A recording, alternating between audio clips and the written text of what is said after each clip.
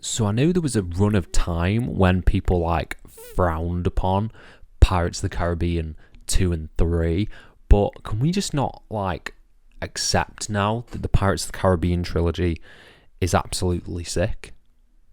That's what World's End made me think of. World's End is a good film. Fight me.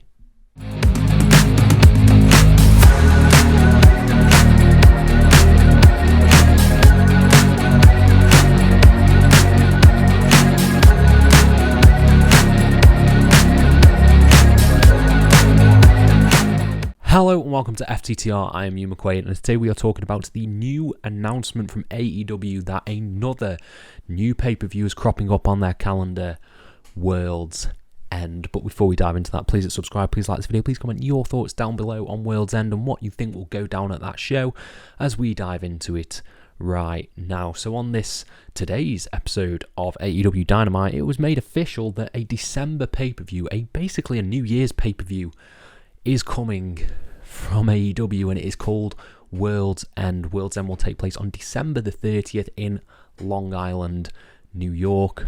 We'll talk about that in a moment. But first, I want to talk about World's End.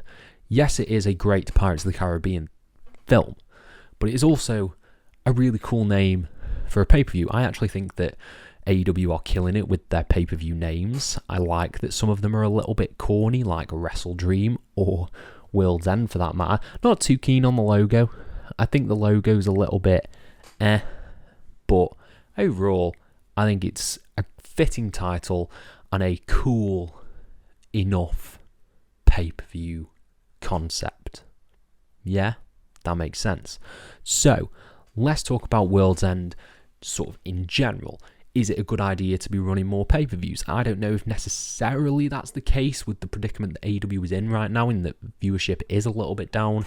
It's not as hot as it once was, but they're clearly getting money from WB, from TNT, from TBS, from all the big important people to be running more pay-per-views that will probably end up on Max in the US.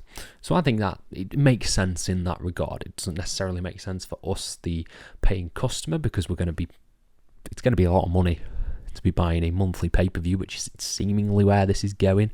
You've got Full Gear in November. We had Wrestle Dream. Do we have one in October?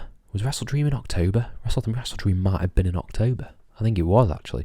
So I think we are basically on a monthly schedule now for AEW pay-per-views. So I don't know if our wallets can take that necessarily, and if the build's going to be good enough to make us want to watch the pay-per-views. But why I think World's End is an important show. Look at the date. December 30th. Look at where it's taking place. Long Island, New York. This to me screams we are culminating something to do with Maxwell Jacob Friedman.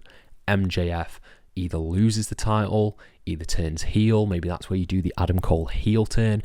All I can say is, with this being in MJF's hometown, you've got to think this is something big for the AEW World Championship, which I have a few criticisms about. I don't think it's necessarily felt as big as it should recently. I think it felt like such an important prize going into All In, and I think actually maybe the detriment to MJF at the moment is him having the Ring of Honor tag team titles. I like the idea that he's pulling double duty, and maybe that'll factor in some Adam Cole stuff, but I think it feels like he's doing a balancing act between the Ring of Honor tag team titles and the world title, which fair enough, storyline based and stuff like that, but I want the world title to feel a bit more important on AEW TV, because right now it feels like the TNT Championship is the most important thing on AEW.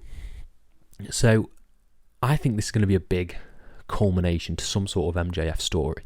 I don't think they can drag out who's wearing the devil mask for this long. I think you do the Adam Cole heel turn in Long Island, but there's also the ticking time bomb of his contract. Now, that was such a key factor in MJF's character from pretty much the early days of AEW, or sort of when he signed that contract extension, is the bidding war of 2024, which hasn't been played up as a babyface thing, because it can't. It's a very heel thing.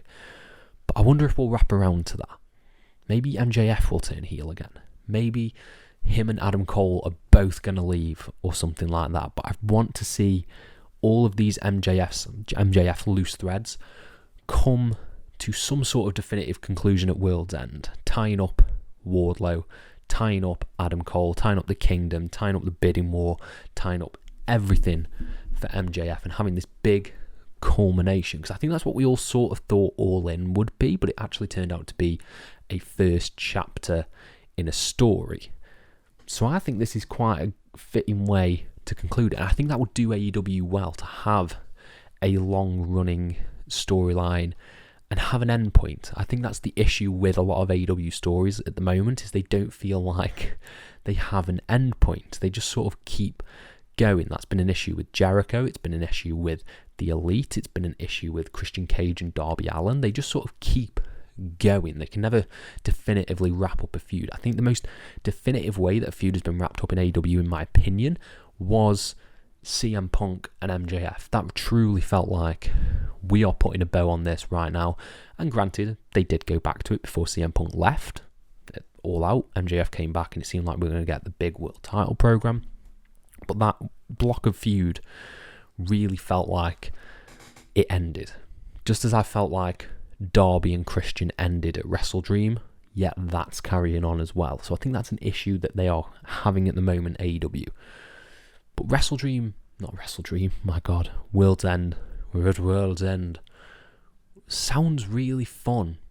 I think it could be a really fun event to cap off the year and cap off AEW's 2023 in a big way. So I'm excited for, I nearly said WrestleDream again, for World's End. It's going to take a while to get used to all these AEW pay-per-views, I tell you that. But yeah, World's End, what do you think it should be? Do you think it should be a B show? Do you think they should try and cement it as a big end-of-year celebration of AEW? I think that's a good way to go. Give us dream matches, like really deliver on that. I'm shocked, absolutely shocked, that they are doing Kenny Omega versus MJF on Collision. That is mental, because that's 3 months of feud you could get there. That is literally an all-out main event, and they're doing it on TV. That's weird. That seems weird to me. So I'm a bit unsure of what's going on with AEW at the moment. But World's End, thumbs up from me. Let me know your thoughts down in the comments below, and I'll try and reply to every single one of them. Thank you all ever so much for your support, and have a nice day.